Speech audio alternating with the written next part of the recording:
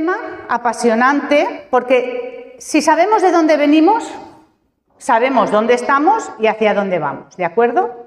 No nacimos anteayer, la Iglesia Bautista, la Iglesia Protestante, la Iglesia Evangélica Protestante no nació antes de ayer. Estamos hablando del 17 de octubre de 1517, ¿vale? Entonces, tenemos ya una trayectoria detrás de nosotros. De dónde venimos nos sitúa dónde estamos. Y en esta iglesia, porque si yo soy bautista, si yo he decidido venir a esta iglesia y me identifico con la denominación bautista, que es la que somos nosotros, tendremos que preguntarnos por qué somos bautistas, por qué me identifico con esta denominación y no con otras, ¿de acuerdo? Al menos deberíamos saber contestar a esta pregunta. Sabéis que compartí con vosotros hace unas semanas un vídeo sobre los nons. Las iglesias que ahora se denominan nons son aquellas que no tienen una determinación denominacional, ¿vale? No se consideran denominacionales, no lo tienen. No son bautistas, no son ni calvinistas, o no son de asambleas, no se consideran de ninguna parte. Los non son las iglesias no denominacionales y este grupo aumenta de manera considerable cada día, sobre todo en Latinoamérica. Este grupo de iglesias que aumenta cada día, sobre todo en Latinoamérica. Este tipo de iglesias se diferencia de nosotros, de las nuestras, por ejemplo, en que no quieren someterse a ninguna clase de jerarquía, y cuando hablo de jerarquía la iglesia vota un pastor, vota unos diáconos. Quieras que no, ahí también se le da una autoridad a estas personas para que dirijan asuntos de iglesia y no estemos todos los días reunidos votando. Cuando hablo de jerarquías me refiero a eso, ¿vale? No quieren someterse a jerarquías, ni preceptos, ni estatutos, como nosotros tenemos, estatutos para conducirnos como iglesia, reglamentos que tenemos para conducirnos como iglesia, ni confesiones de fe, como la confesión de fe bautista, que existe, podrás estar más o menos de acuerdo con la confesión de fe, pero existe, se firmó hace ya muchísimo tiempo, ¿de acuerdo? Porque entienden que ellos son libres para ofrecer un modelo de iglesia perfecta, no la hay, lo digo desde ya, no hay un modelo de iglesia perfecta, pero ellos entienden que sin todo esto, sin todos esos corsés, ¿no?, que para ellos es opresión, ofrecen un modelo de iglesia perfecta, sin ataduras ni corsés dogmáticos, ¿vale? Sin embargo, este auge de, llamémoslo, yo personalmente digo que son iglesias que tienen una insubordinación teológica, es un reflejo de la sociedad en la que vivimos, hedonista, materialista y narcisista. Es un reflejo del descontento del ser humano con los poderes públicos, los poderes políticos y también religiosos. Por lo tanto, no quiero estar en un sitio donde se me obligue a unas determinadas prácticas o a asumir unos determinados dogmas, doctrinas, confesiones de fe, reglamentos, lo que queráis, ¿de acuerdo? Estas iglesias, según ellos, independientes, plantean un serio problema para la correcta y fiel transmisión de la palabra. Yo así lo creo, ya que son grupos que no basan su interpretación bíblica a la luz de una buena exégesis y hermenéutica. Llamamos exégesis a aquel análisis del texto bíblico destinado a descubrir lo que le quería decir a la gente para la que fue escrita. ¿De acuerdo? Eso es la exégesis. Y la hermenéutica es el análisis del texto bíblico que interpretamos para ver lo que nos quiere decir hoy a nosotros, ¿vale? Eso se debe hacer, porque si tomamos la palabra de Dios de forma literal, estaríamos todos cojos, mancos, ciegos, ¿vale? No podemos interpretar la palabra de Dios de forma literal, no. La mayoría de estas personas o líderes religiosos dividen iglesias, las dividen, y arrastran consigo al rebaño del Señor. Porque no, la mayoría de ellas, por no decir en su totalidad, no tienen una formación teológica, no se han formado teológicamente. Se guían más por presentimientos y sentimientos que por cualquier otro tipo de doctrina bíblica, ¿de acuerdo? Aquí estudiamos la palabra de Dios. Aquí la estudiamos. Hay muchas iglesias que lo que nosotros hacemos no lo hacen. Lo que dice la persona que se sube al púlpito es lo que cuenta. Eso no debe ser así. Eso no debe ser así. No tienen formación teológica de ningún tipo. Se aíslan, se acaban aislando y encierran en sí mismos buscando escapar de esa presión que según ellos ofrecen otro tipo de iglesias que sí son denominacionales y esa opresión que según ellos han vivido. Pero ¿cómo acaban? Acaban presentando un modelo de iglesia exactamente igual de la que pretendían huir, porque ellos crean sus propios dogmas, sus propias leyes, sus propios preceptos, porque es imposible, el ser humano necesita una guía para conducirse. Y si no la tienes, la creas tú. ¿En base a qué crean ellos esos preceptos? Es lo que habría que determinar, ¿de acuerdo? Uno, si no tiene cuidado de lo que escucha y a quién escucha, porque corren muchas cosas por internet, por la televisión, ¿verdad? Si no tenemos cuidado de lo que escuchamos y a quién escuchamos y no aplicamos en nuestra vida el principio bíblico de Primera de Tesalonicenses 5, que es escudriñadlo todo, retened lo bueno, eso es lo que debemos aplicar en nuestra vida, ¿de acuerdo? Podemos acabar asumiendo verdaderas aberraciones del Evangelio en nuestra vida, verdaderas aberraciones. Nosotros tenemos unas raíces y vamos a hablar un poco de ellas, ¿de acuerdo? En estos minutos. Yo soy una firme defensora de mis raíces de Iglesia Bautista.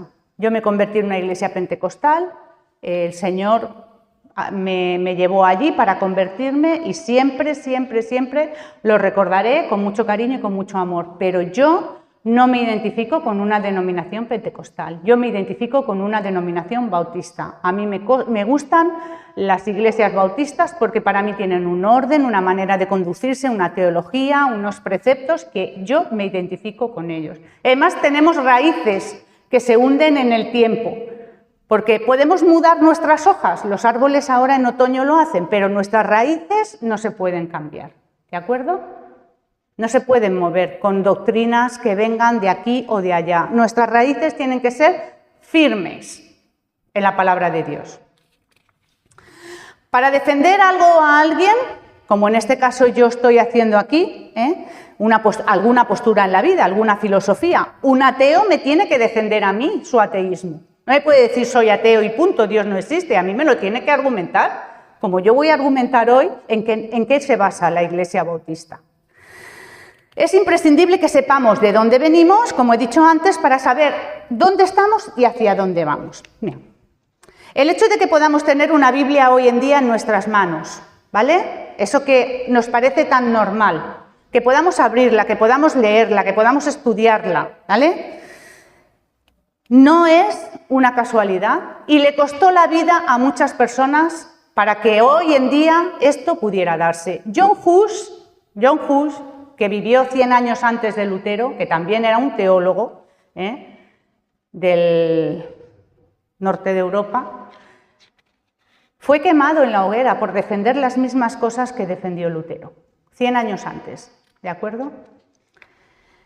Muchas mujeres también defendieron, aquí en España tenemos a Margarita de Navarra en 1550 o a Juana III de Navarra también en 1540, que también fueron mujeres protestantes y también tuvieron que enfrentarse a una sociedad que estaba en contra de este cambio en la Iglesia. Conocer, reconocer y agradecer a tantos hombres y mujeres que lucharon y dieron sus vidas para que nosotros hoy tengamos una Biblia en nuestras casas que podamos leer, es algo que debemos hacer cada vez que nos acordemos. Demos gracias a Dios por eso, de verdad. Demos gracias a Dios. Veremos el día 31 en esta docuserie tan interesante lo que tuvo que pasar Lutero para poder llegar a nosotros las 5 solas de las que vamos a hablar ahora, que surgieron de la Reforma Protestante, que son los pilares que nos sustentan, como he titulado a esta predicación esta tarde.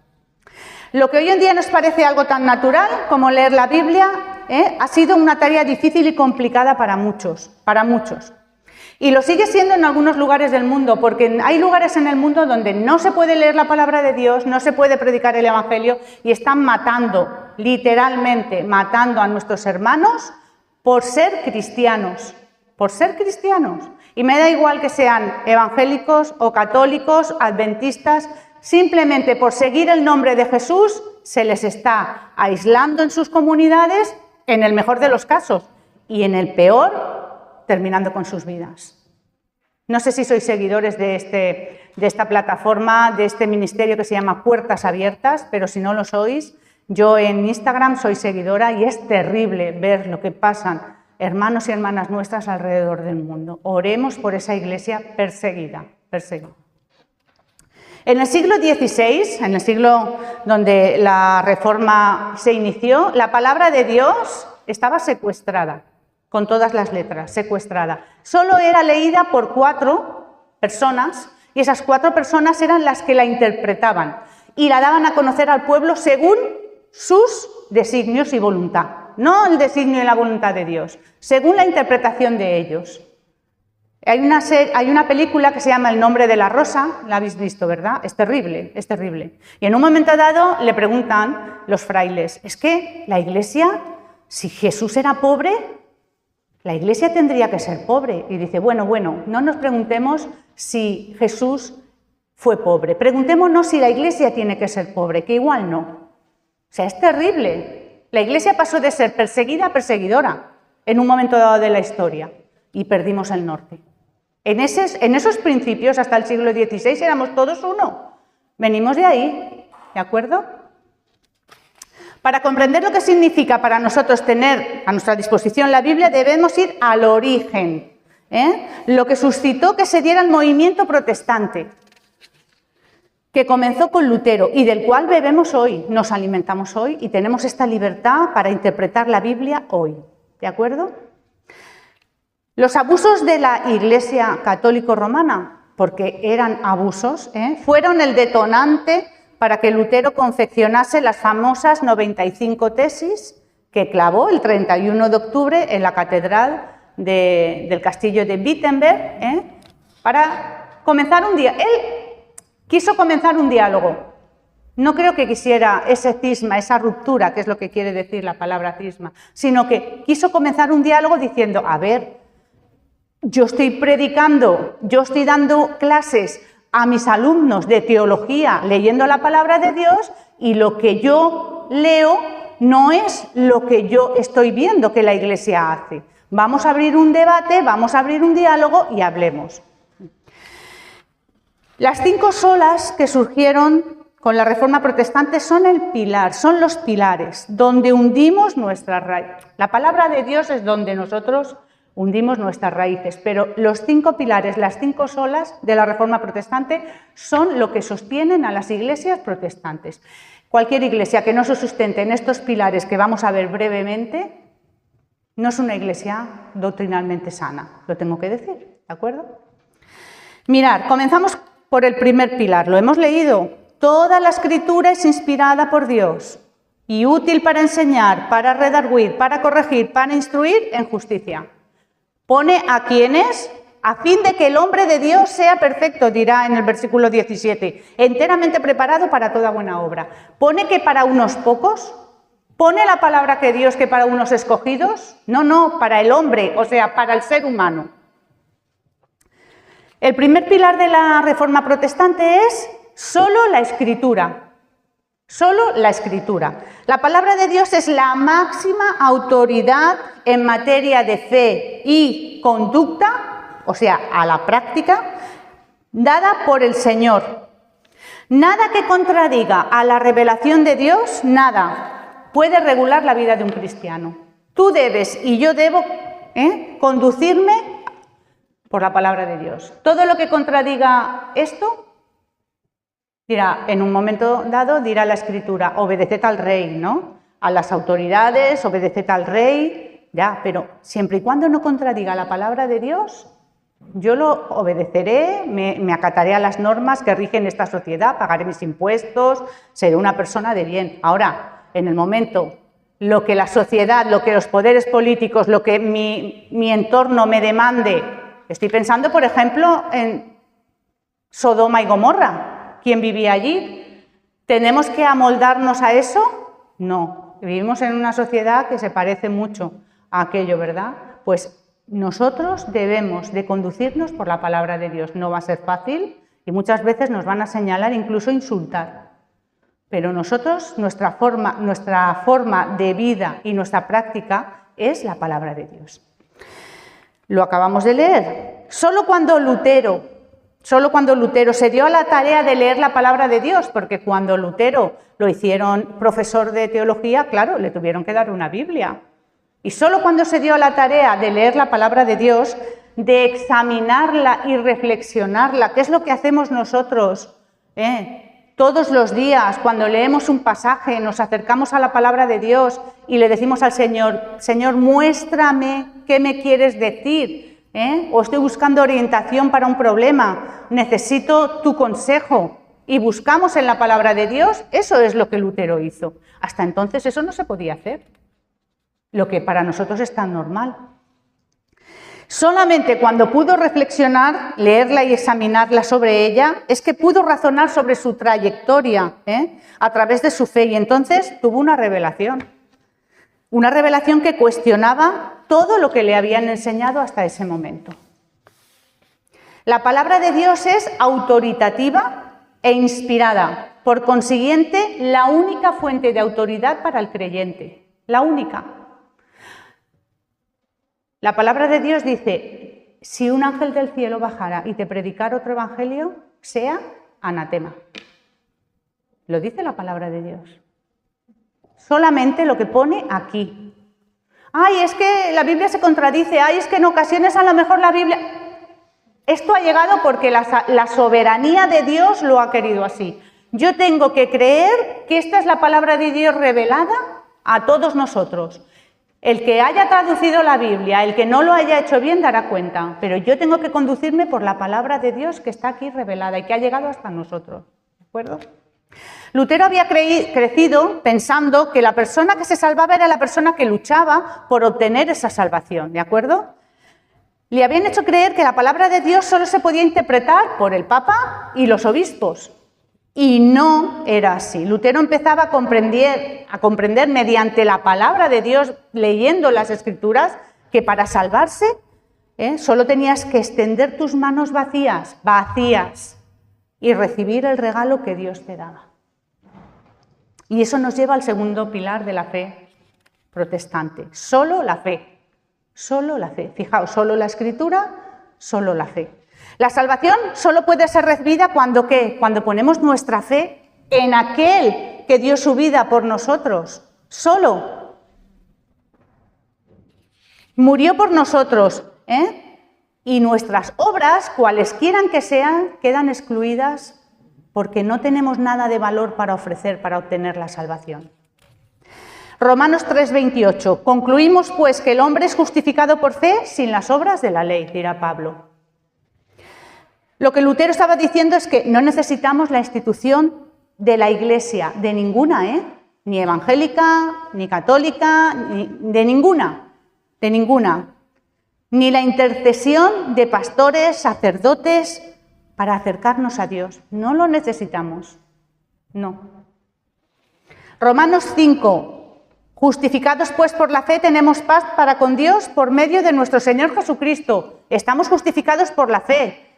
Justificados pues por todas las obras buenas que hagáis, por todos los diezmos que deis, por todas las ofrendas. No, que hay iglesias hoy en día que también lo predican. Cuidado. No. Yo no tengo nada, ni puedo dar nada para ser justificada delante del Señor y ser salvada por Él. No es un asunto entre el ser humano y la Iglesia, es un asunto entre el ser humano y Dios. ¿De acuerdo? En la época de Lutero la Iglesia vendía la salvación, la vendía, a cambio de dinero, y eso se llamaban indulgencias. Y hoy en día tristemente sigue habiendo iglesias que siguen haciendo lo mismo.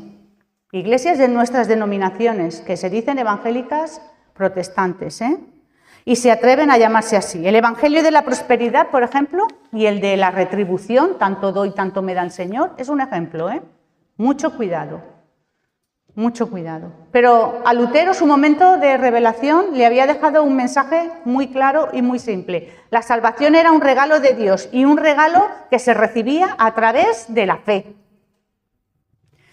Eso nos lleva al tercer pilar de la fe protestante. Solo la gracia. Solo la gracia. La salvación es un don de Dios. Por lo tanto, es algo que el pecador recibe de forma inmerecida, basada en los méritos solo de Cristo, alcanzados durante su vida, muerte y resurrección. Esto que a nosotros nos puede parecer algo evidente, obvio, que ya hemos estudiado hasta la saciedad, no estaba tan claro para nada en aquella época y desgraciadamente hay iglesias en las que sigue dejando de estar claro. Es un regalo inmerecido y eso quería decir que la Iglesia no tenía derecho a vender eso, no tenía derecho a pedir dinero. Efesios 2:8, porque por gracia sois salvos por medio de la fe, y esto no de vosotros, pues es don de Dios, es la gracia de Dios. Está todo sustentado en la palabra de Dios, ¿lo veis? Todos los pilares que surgieron, de las 5 solas que surgieron de la Reforma Protestante están sustentadas en la palabra de Dios. Esto se convirtió para Lutero en un asunto pastoral, porque sus feligreses dejaron de ir a la iglesia a congregarse porque pensaban que compraban una bula papal, que era lo que vendía la iglesia, y tenían la salvación asegurada. Entonces dejaban de ir a la iglesia para escuchar la palabra de Dios. Y para él se convirtió en un asunto muy serio, porque estaba en juego la vida, la eternidad de las personas. Lutero estaba enfadado porque estaba en juego la vida de mucha gente, Esto nos lleva al cuarto pilar. Solo Cristo, solo Cristo. Solo la palabra de Dios, solo la fe, solo la gracia, solo Cristo. La salvación se encuentra solo en Cristo, en nadie más, excluyendo así todo camino para llegar a Dios. No hay otro camino. Hechos 4:12. Pedro diría, y en ningún otro hay salvación, porque no hay otro nombre bajo el cielo dado a los hombres en que podamos ser salvos. No hay otro camino. No hay imágenes que adorar ni venerar, no hay diezmos que dar ni ofrendas que entregar, no hay nada que podamos hacer para obtener la salvación. Y no hay otro medio para obtener la salvación y llegar al Padre, sino solo Cristo. Primera de Timoteo 2:5, porque hay un solo Dios y un solo mediador entre Dios y los hombres, Jesucristo hombre. La cosa no era tan sencilla como decían las indulgencias. Las indulgencias decían que el perdón tenía precio. El Evangelio de la Prosperidad también te dice que el perdón tiene precio, que las bendiciones de Dios tienen precio, que tanto das, tanto recibes. Eso se predica hoy, en nuestras iglesias. Lo que Jesucristo dice es que el arrepentimiento, y es lo que dice el Señor Jesús, en el arrepentimiento está el perdón y la gracia de Dios para darnos la salvación. Y eso ya es más difícil, porque no hay dinero que pueda comprar el perdón.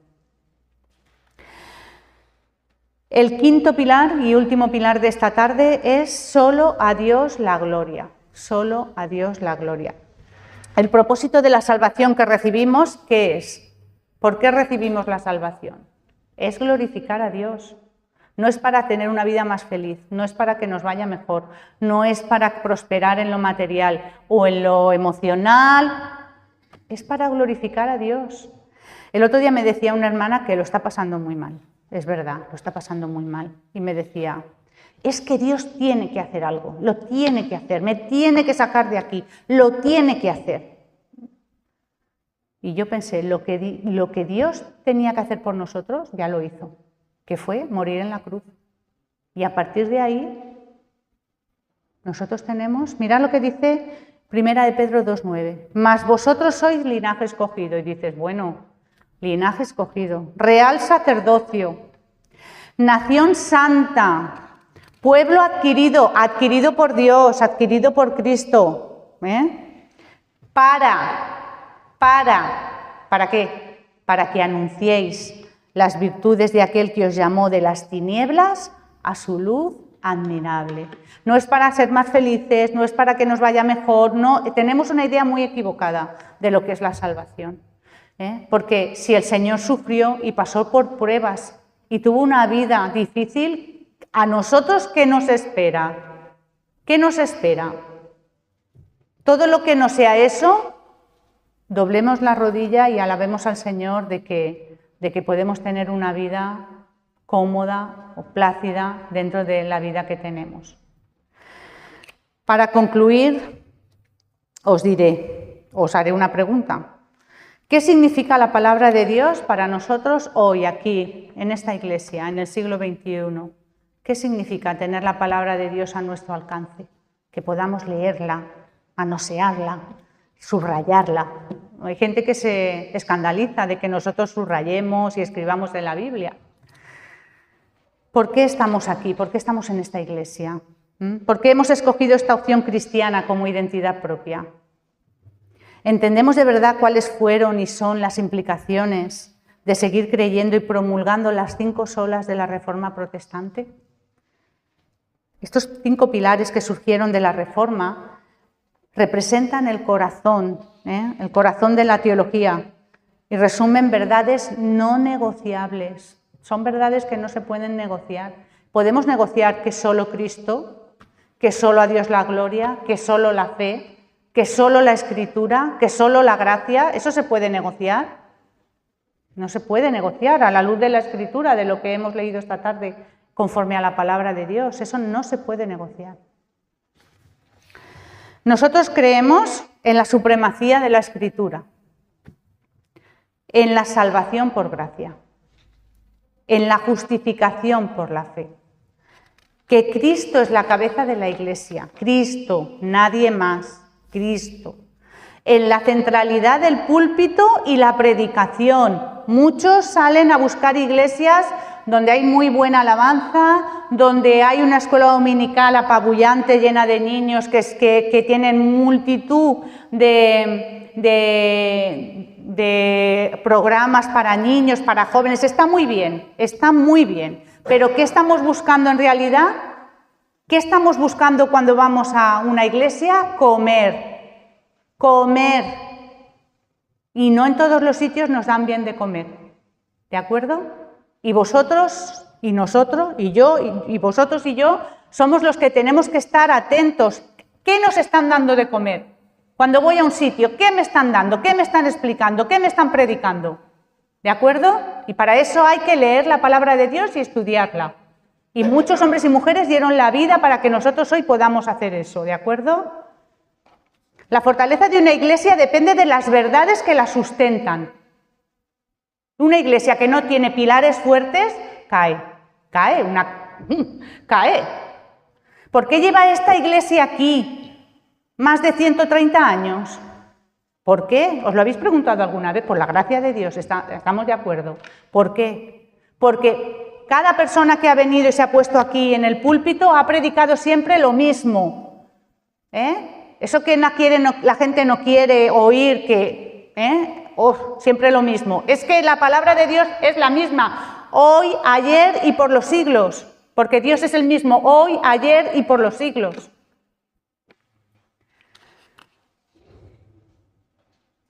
La Iglesia necesita no solo abrazar los principios, estos principios bautistas, protestantes, sino también proclamarlos de una manera que garantice que estos sean pasados a la siguiente generación.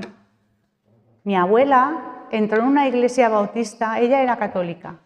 Mi abuela entró en una iglesia bautista y fue la que inculcó luego a sus hijas, a sus hijos, la palabra de Dios, los valores del reino. Y nosotros estamos obligados a pasarle a nuestros hijos la palabra de Dios tal cual el Señor quiere que se la pasemos a la siguiente generación. ¿De acuerdo?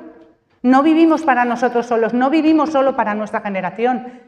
Hay un dicho que dice, el que vive para su generación solo vive para unos pocos.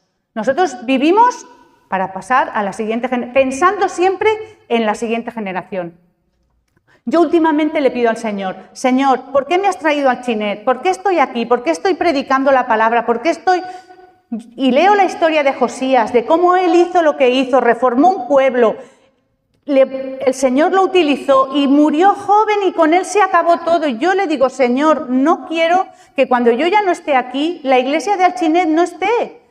No quiero que sea para los que estamos aquí en esta generación. Yo quiero que esta iglesia crezca y que sea generación tras generación hasta que el Señor vuelva, que esta iglesia esté aquí, siendo luz en Alchinet. ¿Amén? Porque no sabemos los que el Señor va a traer aquí, pero lo que sí sabemos es que estamos aquí por su gracia. Desde 1800, ¿cuánto? 130 años. 130 años. Esas personas orarían por nosotros hoy, orarían por nosotros y nosotros debemos orar. Igual que cuando pedimos por nuestras familias, levanta generaciones, Señor, generaciones de mi familia. Nunca se sabe lo que el Señor tiene preparado para las generaciones futuras. La mano del Señor es poderosa. Tengamos eso en mente, por favor. ¿De acuerdo? Estamos aquí y somos cristianos militantes de esta iglesia porque queremos ser la parte visible de Dios en este mundo, en esta localidad de Alchinet. Yo sé que hay personas que viven aquí en Alchinet y que a lo mejor se pueden sentir incómodas porque se las señale, porque acuden a la iglesia. Porque a lo mejor hay personas que no se atreven a venir porque, mira, va allí y te señalan. Pero nosotros tenemos que estar convencidos de que nosotros tenemos la verdad. No porque nosotros la prediquemos, sino porque la verdad está en Cristo y predicamos a Cristo. Es así de fácil. Lamentablemente, muchas iglesias han sucumbido a estos principios y han dejado de proclamarlos, la verdad.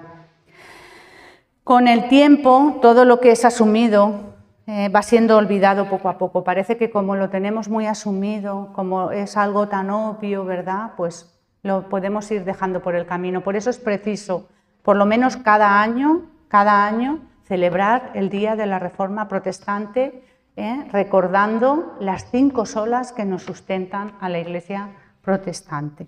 Nuevas generaciones desconocen estos pilares. Nosotros tenemos que llevárselos, tenemos que darlos a conocer. Hablar de estos temas contribuye a fortalecernos, a fortalecer las iglesias, ¿de acuerdo? Y conocer nuestra identidad protestante, bautista, asambleas de Dios, hermanos, da igual, todos debemos sostenernos sobre los 5 pilares de la Reforma Protestante. Nuestra identidad, la que tenemos, no fluye con el mundo. Nosotros no fluimos con el mundo. Es Dios quien debe fluir a través de nosotros para fluir en el mundo, el Señor. Nosotros queremos impactar o influir, porque una pedrada te impacta, ¿verdad?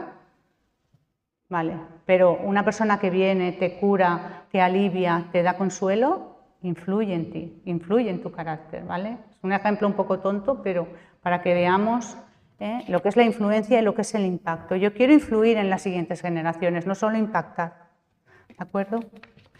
Pues que el Señor nos ayude a poder transmitir desde esta iglesia los valores de la Reforma Protestante que les costó a tantas personas su vida incluso, y les sigue costando hoy a muchos hermanos seguir a Cristo y predicar la palabra del Señor, y que nos ayude como iglesia de Alchinet a seguir siendo de testimonio a esta localidad que necesita. Si vemos a esta localidad como el Señor vio a esas multitudes, que tuvo compasión de ellas porque estaban perdidas como ovejas sin pastor.